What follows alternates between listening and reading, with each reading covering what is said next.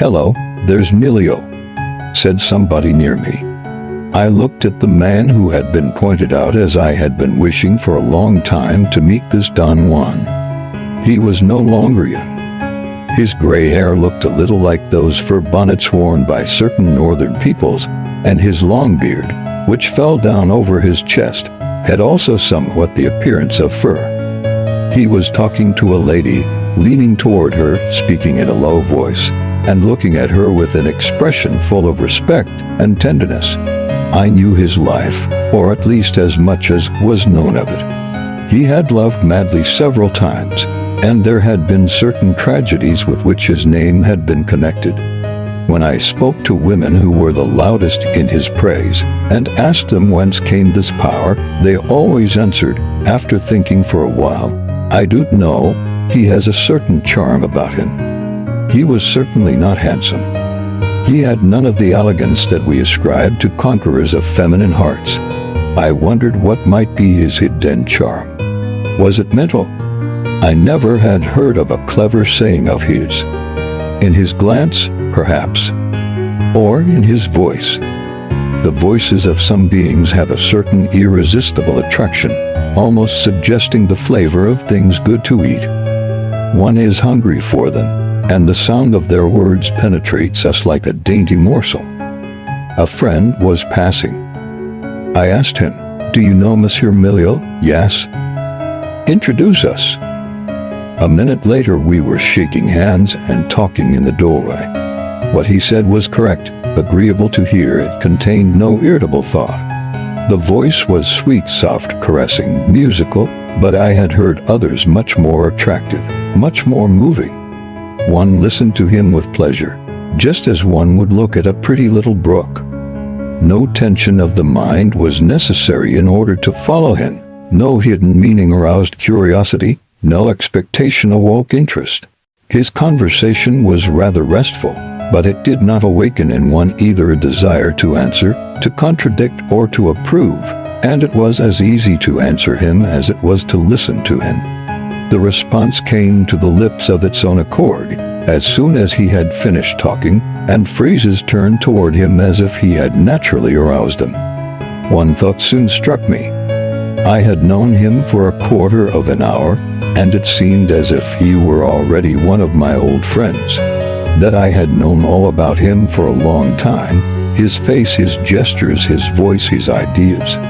Suddenly, after a few minutes of conversation, he seemed already to be installed in my intimacy.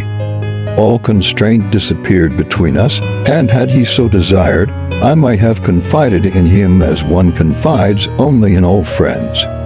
Certainly there was some mystery about him. Those barriers that are closed between most people and that are lowered with time when sympathy, similar tastes, equal intellectual culture, and constant intercourse remove constraint. Those barriers seemed not to exist between him and me, and no doubt this was the case between him and all people, both men and women whom fate threw in his path. After half an hour we parted, promising to see each other often, and he gave me his address after inviting me to take luncheon with him in 2 days. I forgot what hour he had stated, and I arrived too soon. He was not yet home. A correct and silent domestic showed me into a beautiful, quiet, softly lighted parlor. I felt comfortable there, at home.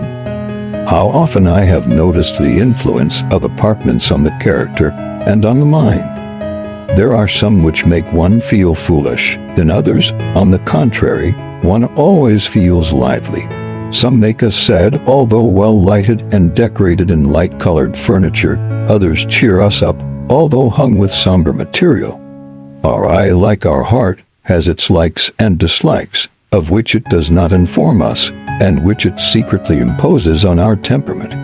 The harmony of furniture, walls, the style of an ensemble, act immediately on our mental state, just as the air from the woods, the sea, or the mountains modifies our physical natures. I sat down on a cushion-covered divan and felt myself suddenly carried and supported by these little silk bags of feathers, as if the outline of my body had been marked out beforehand on this couch. Then I looked about. There was nothing striking about the room. Everywhere were beautiful and modest things, simple and rare furniture, oriental curtains which did not seem to come from a department store, but from the interior of a harem, and exactly opposite me hung the portrait of a woman. It was a portrait of medium size, showing the head and the upper part of the body, and the hands, which were holding a book. She was young, bareheaded, ribbons were woven in her hair, she was smiling sadly. Was it because she was bareheaded? Was it merely her natural expression? I never have seen a portrait of a lady which seemed so much in its place as that one in that dwelling. Of all those I knew, I have seen nothing like that one. All those that I know are on exhibition, whether the lady be dressed in her gaudiest gown, with an attractive headdress, and a look which shows that she is posing first of all before the artist and then before those who will look at her, or whether they have taken a comfortable attitude in an ordinary gown. Some are standing majestically in all their beauty, which is not at all natural to them in life. All of them have something, a flower or a jewel, a crease in the dress, or a curve of the lip, which one feels to have been placed there for effect by the artist. Whether they wear a hat or merely their hair, one can immediately notice that they are not entirely natural. Why? One cannot say without knowing them, but the effect is there.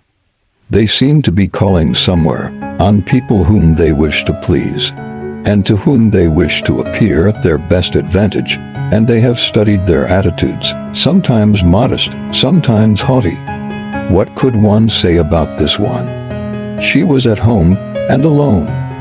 Yes, she was alone, for she was smiling as one smiles when thinking in solitude of something sad or sweet, and not as one smiles when one is being watched. She seemed so much alone and so much at home that she made the whole large apartment seem absolutely empty. She alone lived in it, filled it, gave it life. Many people might come in and converse, laugh, even sing. She would still be alone with a solitary smile, and she alone would give it life with her pictured gaze. That look also was unique. It fell directly on me, fixed and caressing, without seeing me. All portraits know that they are being watched, and they answer with their eyes, which see, think, follow us without leaving us, from the very moment we enter the apartment they inhabit. This one did not see me.